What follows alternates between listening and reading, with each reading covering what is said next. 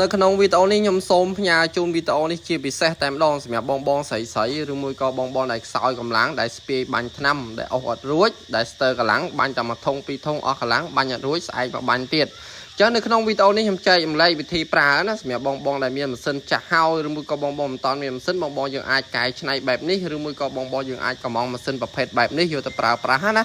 ដើម្បីអូសយោ50ម៉ែត្រ100ម៉ែត្រ150ម៉ែត្រអីគឺយើងបានយ៉ាងស្រួលតែម្ដងអញ្ចឹងយើងដើម្បីអូសយោឲ្យបានឆ្ងាយឲ្យបានវែងអញ្ចឹងយើងត្រូវតឡើងជាមួយនឹងផ្លោកខ្យល់យើងតឡើងផ្លោកខ្យល់2ឬមួយក៏តឡើងផ្លោកខ្យល់3ដើម្បីរុញទឹកឲ្យបានឆ្ងាយហើយណាមួយទៀតគឺឲ្យវាទឹកចេញខ្លាំងចេញស្អាតណាអញ្ចឹងបែបផ្សែងស្អាតអញ្ចឹងស្រួលសម្រាប់បងយកទៅបាញ់ទៅលើស្វាយចន្ទី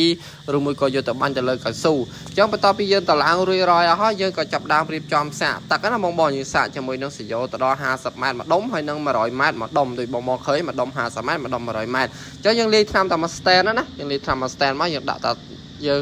តែម៉ាស៊ីននៅក្បែរ stand ហ្នឹងយើងអស់តសយោបាញ់ទៅគឺស្រួលតែម្ដងអញ្ចឹងសម្រាប់បងឃើញតែគិតថាស្រួលអញ្ចឹងបងយើងអាចជួយចុច like share វីដេអូនេះដើម្បីចែកម្លែកទៅដល់បងយើងផ្សេងណាឲ្យគាត់ឃើញវិធីប្រើបែបនេះថាប្រើបែបនេះគឺវាស្រួលជាងមុនអញ្ចឹងអរគុណច្រើន